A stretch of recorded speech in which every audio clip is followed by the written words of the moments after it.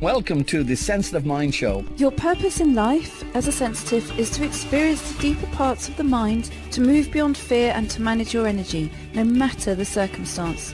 I'm going to show you, as a sensitive, how you can maximize your talents and feel comfortable in your own skin. For show notes and to join the conversation, visit HeidiSawyer.com/mind. Hello there, welcome to the Sensitive Mind Show. So the key thing is I believe in fairness. Now, because the way the world is structured, good and kind people often have to fight harder for fairness. I give good and kind people the tools and the perspective to help them achieve fairness in their lives. Now, the key thing is to stop wishing things were different and start to create that difference. If you're like me and you believe in fairness, you are not wrong, you are not broken, you are an intuitive, sensitive person. So, if you haven't already, read this book, Highly Intuitive People. You might find that it changes your life. Visit HeidiSawyer.com/book. My name is Heidi Sawyer. I have 3 dilemmas for you today. 3. So our first one is Sandy, who is a life code 211. And the issue is, the dilemma to answer is her goddaughter safe with her addicted parents? Lynn is dilemma 2, who is a life code 8. And Lynn is worried about the impact of divorce on her adult child. And dilemma number 3 is Sustad, who is life code 5. And her question is, does she go into a business venture with her friend? Now, they are 3 really interesting dilemmas. They are things that may relate to your life, may have been a subject that's gone on in your life, or you may know someone who's going through such a situation and who may well find this particular perspective helpful. So let's go in to dilemma number 1, which is Sandy. Okay, so the situation is concern for goddaughter's health and safety, mental and emotional stability, and of those around her. Her mother, a sister and a partner are due to sustained and continued drug and alcohol abuse. Trying to get her into rehab. How is best to support them all? I assume that means the mother into rehab rather than necessarily the goddaughter. Okay, so what's the problem the situation creates? Anger, aggression, emotional pain with primary relationships, self-harm, loss of job, and potentially home due to strained relationship. Okay, so what is the question that Sandy wants me to answer? Trying to find my right role within the family, not to rescue, but to support and respect each of them, but not sure how. Well, that's really quite a hefty dilemma for Sandy to have to go through. So the situation is about trying to help, so trying to be of help in really quite a desperate situation, but without interfering. As many of us know, as intuitive sensitives, that's really tricky, because we feel things from an empathic point of view, very much from an empathic point of view. So we're trying to help, but at the same time, some people find that tricky to accept, especially when there is addiction happening. So very tricky situation for Sandy, because she's having to look at something, feeling that pain of looking at something, but at the same time trying to be helpful, but without interfering, because interfering creates rejection, which then really isn't going to be helpful to a good goddaughter, because she feels that a goddaughter's got to have somebody around who has a certain level of stability. So very understandable. Now the complication is, of course, that Sandy looks at this as far as her goddaughter is concerned and sees that the complication is addict parents to a young person. So the big question is, how do you support this situation without rescuing? How do you do it? So we have Sandy. So Sandy is a life code 2. So I've got my little pictures here, and we're going to put Sandy here as a life code 2. Now she's a life code 2. Now this says here, as far as that life code is concerned, that it's a male. Well, it's the male energy. Doesn't mean it's a male person. Okay, we've also got here, if I put it that side, you can see the symbol of this is a guru. So life code 2s do tend to be people who are more intuitive than the average person and can see things from a wider perspective. They tend to be able to see different ways of seeing things, different ways of looking at things, just as a natural thing without having to really think about it. So Sandy here is going to be feeling the pressure of that, because that is, as an intuitive sensitive, really quite a pressured position, being able to feel all these different dynamics.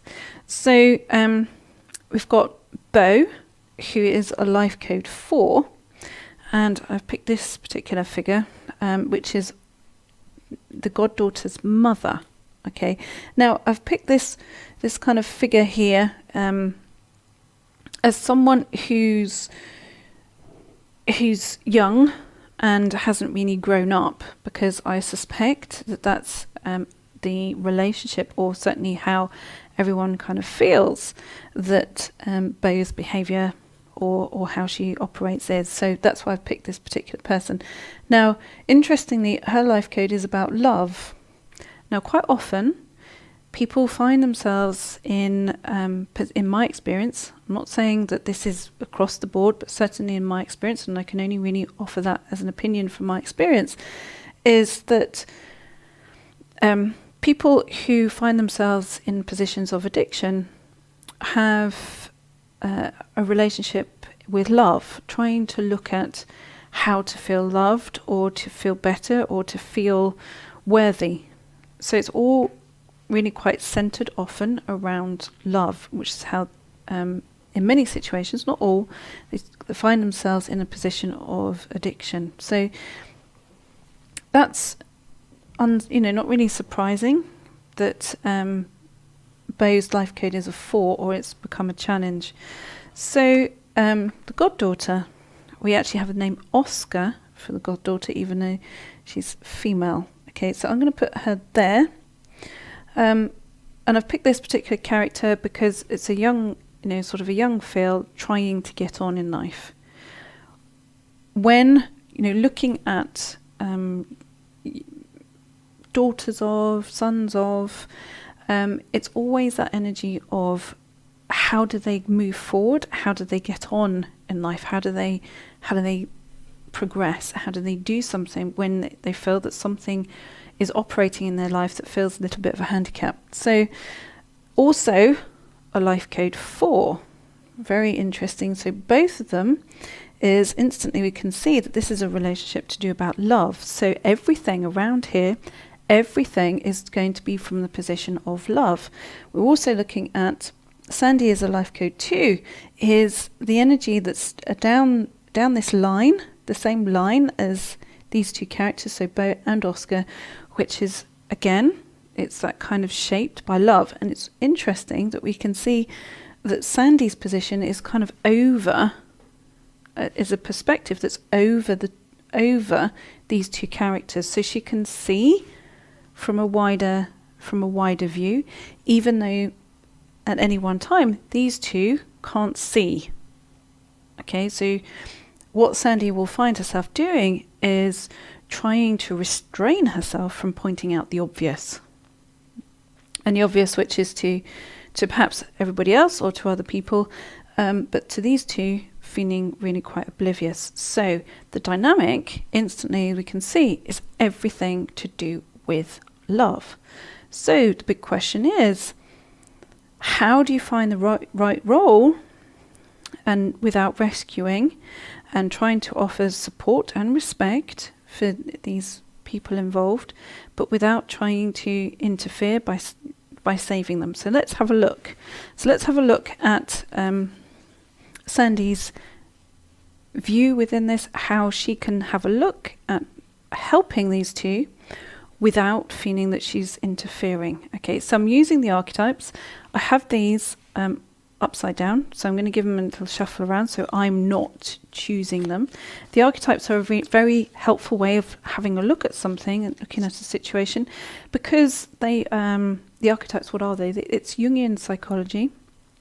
The archetypes, that's where this particular viewpoint comes from. They are the hidden dynamics, the hidden characters beyond our everyday world. Okay, so beyond us and our everyday world, what we're consciously aware of, these are the things that kind of go on in the background.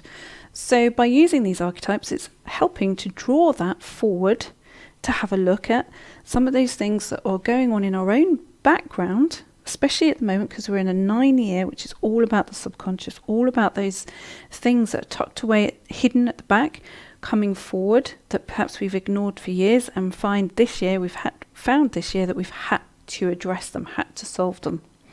So let's have a look. So first of all, I'm looking at Sandy. Now I'm picking an archetype with Sandy in mind. Let's have a look and see what we get. Okay. So interestingly, we get the Queen as far as Sandy is concerned. What does that mean? Well, it means that in actual fact, she has more influence than she thinks she does. Okay, so Sandy actually really does have quite a lot of influence over these two characters. So in a way, they are actually asking for help. They are asking for help, but not outwardly. So they do listen, and they do listen to what Sandy has to say, even though it may not be immediately obvious. So I would say that they already know, these two characters, that she has their best interests in her mind and is trying to be very respectful. So they do listen, even if it's not immediately obvious, Sandy, okay?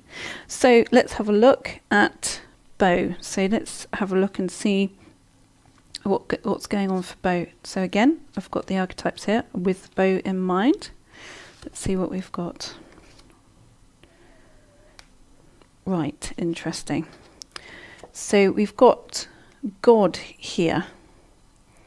Okay, so that operates in two ways as far as Beau is concerned, and this situation, and also the situation around love. So Beau thinks that she can do whatever she likes because everything is in the lap of the gods.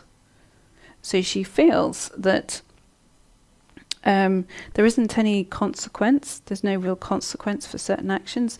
It's all something that's already decided. It's all part of life. It's all in the lap of the gods. So she doesn't actually feel an awful lot of immediate responsibility, which Sandy will feel is really quite frustrating. And I suspect that Beau throws this at her at any given opportunity, any possibility of being able to, she will throw that. Now that is a very strong defense mechanism. So she's using that as a very strong defense mechanism, and it will feel at times for Sandy as though that's really hard to penetrate. Okay, so let's have a look at Oscar, who's the one who's really being impacted. Okay, right. So very ill-equipped, doesn't feel very equipped for life, doesn't feel very equipped at all. She's a student, so showing us that. So trying to learn and trying to find her way. So yes, Sandy has an influence over Oscar, but she doesn't have an influence over Bo. Bo will be awkward, difficult, wants to follow her own path, but she does have the ability to help Oscar, because Oscar is showing as a student of life, student of things, so hasn't developed a way of just following what Bo is doing or choosing to do in life. So Sandy does have an influence. So with this pattern in mind, let's have a look at the connector between Sandy and Oscar. So what is the thing that Sandy can really have a look at in terms of her own connection, particularly with Oscar? What is the thing to be aware of? So I'm thinking of that, having that in my mind, and let's have a look and see what we get. Okay, so interesting, which is a variant of this one here. We've got the goddess. Okay, so in order not to antagonize Bo and her attraction, very strong attraction towards addiction, etc., addictive relationships, addictive substance, all of that, is to treat Oscar with this goddess energy. So put her in this position of saying, oh, isn't she great? Isn't she wonderful? Isn't she lovely? Blah, blah, blah. Something that Bo will agree with. And if Sandy is able to then put her in her mind as first, in terms of being able to see Oscar growing up into somebody who feels loved and feels that she has choices in this world, that if she addresses her along those lines, so keeps that connection, even if Bo is difficult and awkward, she will be the one that really then helps Oscar move forward. So I would say that this is about helping her with elements of her self-esteem just through general support, kindness and kind words to this one person. Okay, so to Oscar, and then Bo will behave herself and won't act in quite such a difficult way. So it's about encouragement, and then Sandy will be fine as far as that relationship is concerned. So I'm going to clear the board. So we have a few words from our sponsor, me, whilst I clear the board. So bear with me for a few moments and we come back to dilemma number 2. If you like the archetypes and the life codes, then you're going to love receiving my 2 monthly free predictions. The first is a group reading up the conscious line using the archetypes as your guide for the month ahead as an intuitive sensitive person. And the second is a prediction specific to your own individual life code, your own life code number, and you can see examples of this and sign up to have these 2 free predictions sent to your inbox every month by visiting HeidiSawyer.com. If you like the archetypes and the life code. Okay, so now we have dilemma number 2. So dilemma number 2 is Lynn. Okay, so Lynn is a life code 8. So we're going to put Lynn here. And the situation is, okay, so in 2005, I experienced a near-death experience due to uncontrolled seizures. Husband was not able to deal with it, so he started an affair and left home. My daughter was then only 12 and was devastated. I attempted to reconcile twice for my daughter's sake before officially getting a legal separation in 2012. An unresolved business asset is preventing getting officially divorced. My daughter always felt closer to her father than me and expressed conflict of how to still love both of us without feeling disloyal. So what's the problem that the situation creates? Well, my daughter is now 23, graduated from college, and feels she has only made wrong choices in every aspect of her life. Her low self-esteem has resulted in panic and anxiety attacks, teeth grinding, and most recently fear of driving and even being a passenger in a car. She lives with her boyfriend and 4 other roommates and feels unliked, unappreciated by all but her boyfriend. So the question is, I love my daughter and I'm trying to help her but don't know how. Does it have anything to do with unresolved issues with parents? Okay, so Lynn is a life code 8. So the situation is her daughter has low self-esteem issues. Adult child with low self-esteem issues. Now the complication is that the daughter is Sarah, who is a life code 7, feels that she should choose between her 2 parents.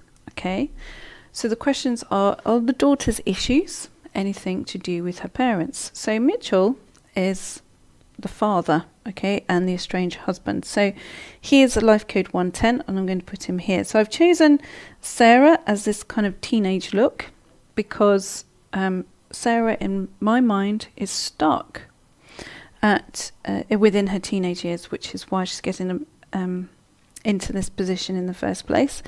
And Mitchell, I've put this young person because his behaviour over the years has been really quite immature. Okay, so as both from the explanation of the situation, the seizures, not being able to cope, so he has an emotional immaturity himself, and then also the following years of trying to sort things and solve things, which it feels to me that Lynn has felt as though she is the one that's responsible for solving all of this. So we have Lynn as a life code 8.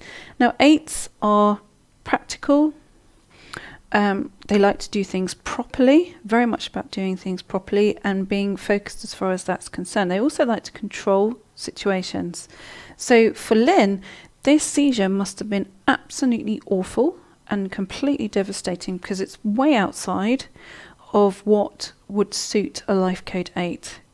Find it, and everybody else, so Mitchell would have completely thrown him because she would have been almost like the parent to him a little bit during their marriage. So to have that situation where he was then meant to be the person who was helping and caring for her, him being put into that position, he would have freaked out at, not being able to cope with, because 8s are very, very good at taking those roles of being in control and solving issues and solving problems. So Lynn at that time wasn't in that position, and instead of stepping up, Mitchell clearly stepped out. Now, as a life code 7, Sarah is a life code 7, very much reliant on her feelings. Everything to do within her inner world will be highly emotional. Clearly she's in a very anxiety-driven state. And Mitchell as the 110, I've put him down here as the 110 rather than up here as the whole self, because he's very much in his physical world. So everything is driven by his dynamic as his physical world. So I suspect he went and had an affair because he had to go and feel manly about his situation, because he couldn't look at it emotionally, so he had to make it go away by getting himself involved elsewhere. So what we have here is it's too clear for me to ignore it, which is we have a drama. So we have what's called the drama triangle within the tree of life. So if you want to look at that, the Karpman drama triangle. So in this dynamic within the tree, we have normally the victim is in this position, so the 110 position. So the person who would see themselves as the victim. So clearly Mitchell in this scenario fits perfectly as far as that's concerned. So we're going to put him here as feeling the victim. Okay. So Lynn is being projected onto as far as being the persecutor is concerned. So definitely both angles. She is feeling persecuted by both her daughter and her ex-husband, because it's this sort of it's your fault energy being thrown at her in one way or another, which is how it's being shown as far as Sarah is concerned. And Sarah is normally, this position is the rescuer, but in actual fact Sarah is waiting to be rescued. She's waiting to be rescued by somebody all the time, rescued, and yet no one can rescue her. Okay, so everything is about, I want to be rescued, but no one can get anywhere near her to be able to solve that, to reconcile that as far as that's concerned. And she's stuck in this child energy, child vibration, even though she's 23. So what's Lynn got going on? Well, what I can feel really quite strongly is it's about Lynn letting go of this feeling that it's really tucked away in the background, in the 9, in the subconscious, really tucked away deep in there, that somehow or another she's at fault for having a seizure. So she actually thinks that if she hadn't had a seizure, then they wouldn't have this this situation. That's what she thinks deep down. I know she hasn't said it in the words here, but that's what I can feel very strongly, is that she seems to think that this may not be consciously, but unconsciously is all her fault. Because if she hadn't had that seizure, things would all be right, all be fine, and Sarah would be fine. Okay, so what I can feel really strongly is Lynn is everything about responsibility, and these two, both Sarah and Mitchell, are everything about no responsibility. Okay, so both of them are in that dynamic. So let's have a look and see how Lynn can be released from her unconscious, tucked away belief that somehow or another she, because she was ill, that she was responsible. Okay, so let's have a look.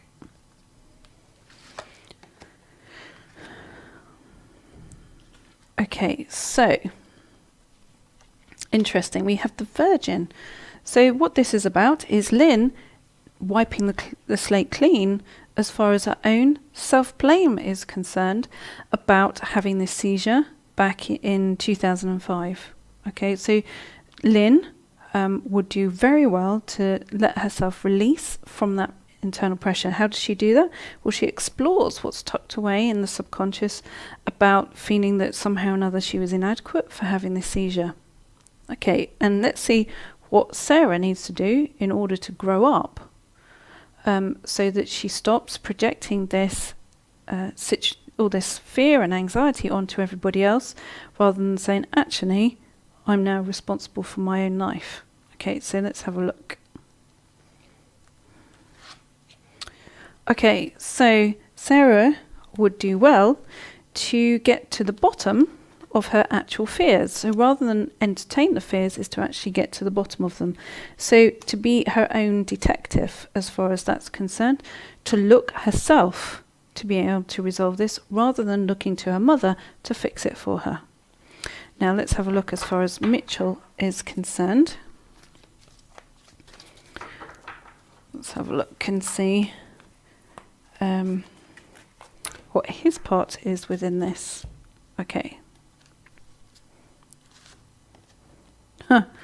Okay, so he's got the networker, which is interesting. So he does a lot of good chat, good old talk, but doesn't do anything as much follow through is concerned. So I'm sure Lynn is very aware of that. And as far as Sarah is concerned, there's a lot of chat about being great and all this, but there's no follow through. And so Lynn, in letting go of her own internal blame for having this seizure in 2005, will be able to then let go of the fact that she feels responsible for somehow her daughter being in this position. And actual fact is for her daughter to get to the bottom of her own issues by actually listening to what her father is actually saying and where the actual substance is behind things, because quite often there is not an awful lot of substance there. And he is a networker in terms of he was never about commitment. Okay, he was never about sticking to things when the going got tough, because he has never grown up himself and doesn't really want to. Okay, so Lynn would do herself a tremendous favour by releasing this for herself, and then Sarah will then stop looking to her to fix all her problems or to blame her for all her issues and problems. What then happens is Lynn removes herself from this 3-part drama, so she can no longer be directed as to the persecutor, that somehow or another it's all her fault. And then the actual relationship issues between Sarah and her father are things that they have to address and sort out themselves, so that Sarah can see where she's coming from rather than thinking that her mother is always to blame. So whilst I clear the board, here's another word from our sponsor, me. So watch this for a few moments whilst I clear the board. Like live events like this, then you are going to love joining me every month for my monthly live free masterclass, where we dive deep into a single topic, such as creating a strong mind and body balance, or how to give accurate readings, or things like overcoming codependence and how to master the self. Those are just about a few of the masterclasses that I do each month. If you want to be notified when these become available, then be sure to register your email at heidisawyer.com/mind, and I will send you an invitation each month to one of these free masterclass sessions.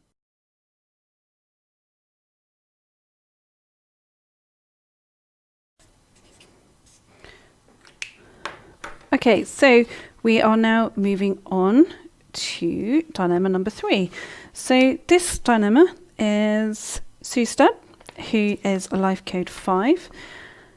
And the question is, so what's the situation? I would like to retire from my present office job. My friend would like me to run a spa that she is opening here. I could practice my modalities. I'm unsure that this is a good move, as she's looking to me to help finance, and my finances aren't in great shape. Terribly undecided, scared, can't be without income. What do I do? So what's the problem the situation creates? She doesn't think things through. Okay, so this is the possible business partner. Doesn't think things through, does things before she should, as in she's bought 20,000, I think that's pounds worth, float pods before she's had the building to put them in. I don't want to lose the friendship, but not sure I can count on her, lacking security. So the question is, should I be pursuing this venture? So Sustad is a life code 5, and I put her there. And so she's asking me the question. Okay, and then we have Core, okay, who is a life code 7.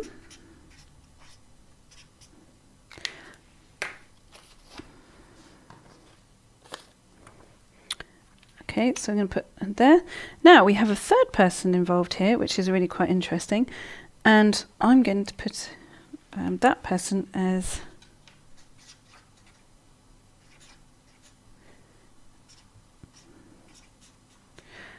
even though it's a man, I'm going to put him as this person with tape over the mouth. Okay, so Sustad is asking, as a life code 5, should I go into this venture? So what she's got here as a life code 5, so as a life code 5, thinking about, should I, shan't I? This is overridden by the will. So the will says, yes, I really want to do this. I think I should. I think I'm just being flaky. I'm being scared. I'm not really going for it when I should do it. And this is all about the will. It's about the warrior. It's about fighting the need to pull back and pushing forward as a life code 5. So she's really up against her own life code as far as this is concerned. Now we have Core as a life code 7, ruled completely in this situation by her feelings, wants to open this spa, wants to do it, can't wait, gone and spent £20,000 on float pods before she's even got premises.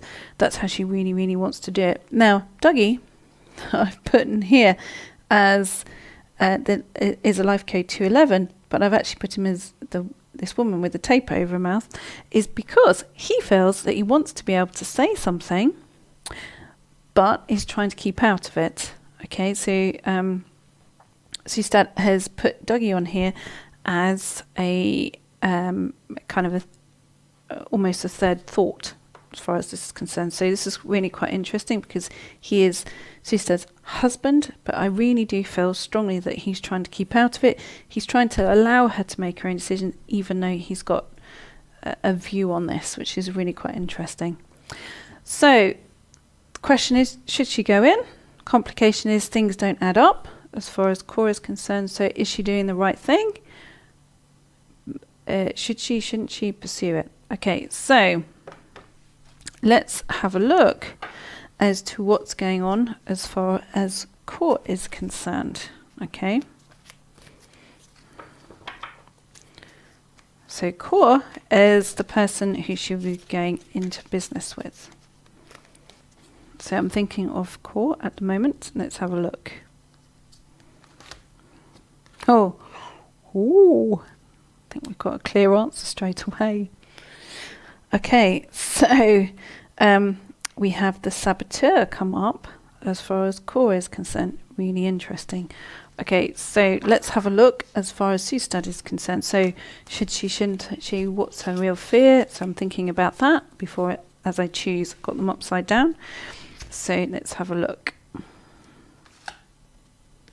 Okay, interesting. We've got this one back again. Considering the size of this pile of cards, it's really quite incredible that we've got this back again. I'll show you the pile of cards. I've got the Queen back. So we've got the Queen in Sustad's position. We've got the Saboteur around Core. Let's have a look and see what Dougie thinks of all of this. Okay, so let's have a look. Thinking of Dougie, what does he think of all this? He thinks that Sustad should seek more knowledge because he's got the Seeker here. He thinks that she should have a look and seek more knowledge, seek more depth as far as this is concerned. So I think he's very right because what he doesn't want to do, he doesn't want to destroy Sustad's dream. It feels to me that he's very supportive of this. He doesn't want to destroy her dream of what she wants to create, but he feels really quite strongly that Core is not the right person to be getting involved with. I think he thinks that this is quite stressful scenario for Sustad to actually involve herself with. Now, Core, what's she up to? What it feels like to me, over and above what we've got quite clearly here is the Saboteur, is that everything is run as far as her feelings are concerned within a very short period of time. Core will not only run out of money, but she'll run out of being able to set it up correctly and with a business mind focus, because she's completely ruled at this particular situation completely and utterly by the 7, which is her feelings around these situations. Now, 5s and 7s anyway, I would not be putting them together in many situations because 7s can be very disruptive around 5s. Okay, the 5s can trigger off the 7s really strong emotional kind of things going on, and 7s can frustrate the hell out of a life code 5 because it's all about, they would see them as being impulsive. Okay, so a 5 would see that a 7 is impulsive. They would think they're impulsive, and 5s actually do better by taking their time over things, which is clearly how Suzette is looking at the situation, which is she's taken her time to decide whether she should really be involved with this person in terms of this business venture. So she's actually adhering to her own life code, which is pausing before action, whereas 7s just pile on in there as the action side of things, which is taking action. Now, Core is taking action long before she has even properly thought this through, and this is where the saboteur is coming up. So I'm just going to pick one more just to have a little look a little further. Okay, interesting. We've got this God back again, quite incredible, considering, as I say, the pile of archetypes that we could possibly have this from. You know, did I put them back in the same? No, I mixed it all up, put them in. I had no idea where I put these back in, and yet we've got this up again. Interesting. Quite often happens because vibrations all occur at similar time, similar space energetically. So, as an example, these 3 dilemmas that we've had as far as this particular session is that the energy somehow or another will be similar. So Core, and interesting, I've picked the same character. Core will have something that's similar characteristically to Bo, even though Bo was a life code 4. So there's a similar dynamic kind of going on. Disruptive, impulsive. So it's impulsive. It's very, so Core will see herself as she can be the decider of this, won't listen to anybody else, will charge ahead wanting to do that, with little to no experience as far as that's concerned, but wants to do it. So she'll charge at it, burn it out, burn all her money out, and if Suzette gets involved, she will also end up with that massive pile of debt too. So my very clear advice as far as this is concerned, and rather than I'm going to give a very categoric view on this, which I don't normally do, I only do this when it feels to me very, very clear, is to stay well clear not to do it with this particular person. Okay, it doesn't mean that Suzette then disrupts her own dreams, because most definitely she's got a very supportive partner and husband, but not in this particular situation. And he's very right, even though he's trying to keep out of it, is that she needs to seek something deeper, and as this figure is showing, go off into the sunset in the opposite direction to save all of their sanity. Now, I hope you've very much enjoyed these sessions. So that's the end of this episode of the Sensitive Mind Show. If you've enjoyed it and found it helpful, do share it. Do share that this session goes out every week. Do share it with your friends, and be sure to join me next week, where I look forward to giving you an alternative perspective on your dilemmas. Bye, and let me leave you with this. For more great free content designed to support your purchase of my book, Highly Intuitive People, 7 Right Brain Traits to Change the Lives of Intuitive Sensitive People, please visit finallyfeelunderstood.com. There you can subscribe and download for free the meditation specific to today's episode. If you have already read the book, then it's time for you to receive exclusive access and support from me and your fellow intuitive sensitives as we go deeper together along this proven 7-step path by joining us in my monthly membership program called Heidi's Circle. There you can ask me anything in a safe and private environment, and I will answer you live. Join us today by visiting healmyinnerworld.com.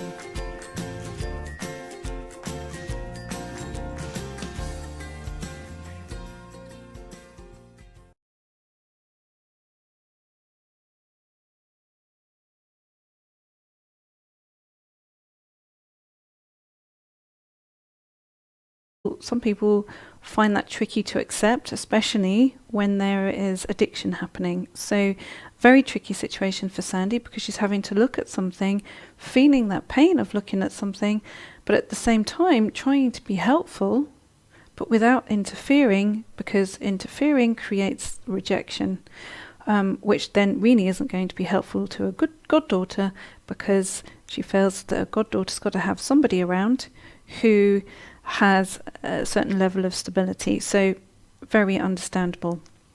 Now the complication is, of course, that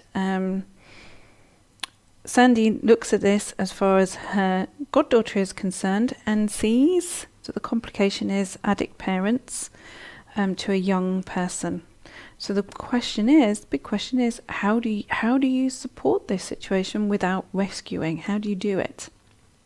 So we have Sandy. So Sandy is a life code 2. So I've got my little pictures here, and we're going to put Sandy here as a life code 2.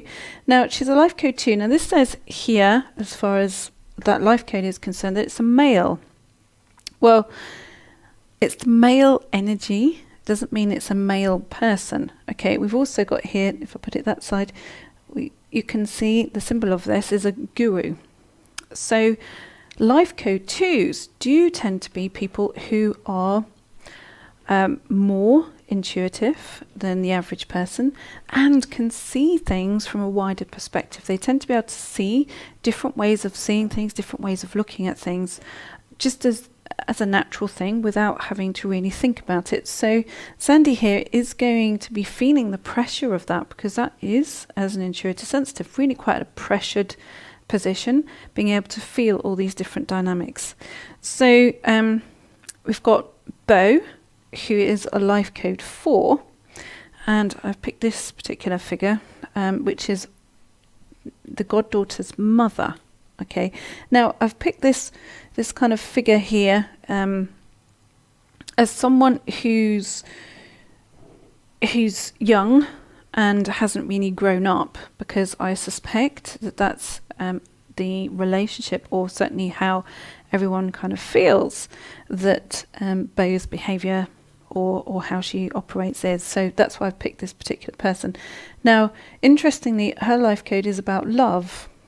Now, quite often, people find themselves in my experience, I'm not saying that this is across the board, but certainly in my experience, and I can only really offer that as an opinion from my experience, is that people who find themselves in positions of addiction have a relationship with love, trying to look at how to feel loved, or to feel better, or to feel worthy.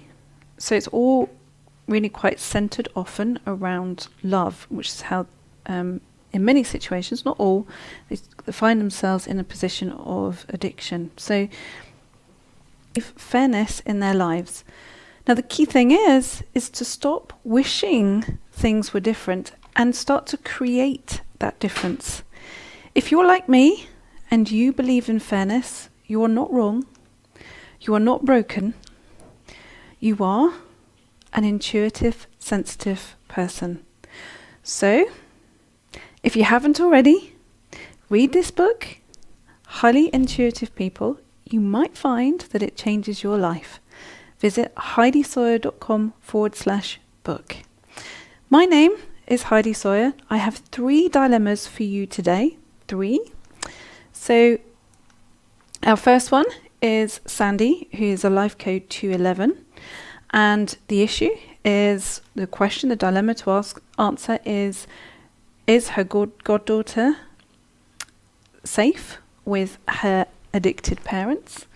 Lynn is dilemma 2, who is a life code 8, and Lynn is worried about the impact of divorce on her adult child. And dilemma number 3 is Sustad, who is life code 5, and her question is, does she go into a business venture with her friend? Now, they are 3 really interesting dilemmas. They are things that may relate to your life, may have been a subject that's gone on in your life, or you may know someone who's going through such a situation and who may well find this particular perspective helpful. So let's go in to dilemma number 1, which is Sandy. Okay, so the situation is concern for goddaughter's health and safety, mental and emotional stability, and of those around her. Her mother, a sister, and a partner are due to sustained and continued drug and alcohol abuse. Trying to get her into rehab. How is best to support them all? I assume that means the mother into rehab rather than necessarily the goddaughter. Okay, so what's the problem the situation creates? Anger, aggression, emotional pain with primary relationships, self-harm, loss of job, and potentially home due to strained relationship. Okay, so what is the question that Sandy wants me to answer? Trying to find my right role within the family, not to rescue, but to support and respect each of them, but not sure how. Well, that's really quite a hefty dilemma for Sandy to have to go through. So the situation is about trying to help, so trying to be of help in really quite a desperate situation, but without interfering. As many of us know, as intuitive sensitives, that's really tricky because we feel things from an empathic point of view, very much from an empathic point of view. So we're trying to help, but at the same time, people...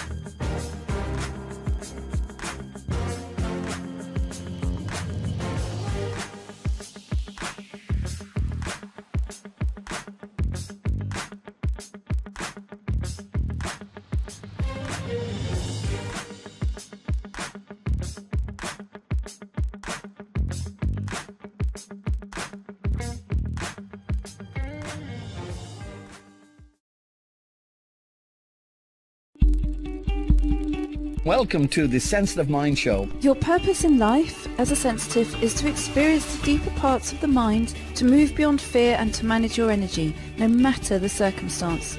I'm going to show you, as a sensitive, how you can maximize your talents and feel comfortable in your own skin. For show notes and to join the conversation, visit HeidiSawyer.com/mind. Hello there, welcome to the Sensitive Mind Show. So the key thing is I believe in fairness. Now, because the way the world is structured, good and kind people often have to fight harder for fairness. I give good and kind people the tools and the perspective to help them achieve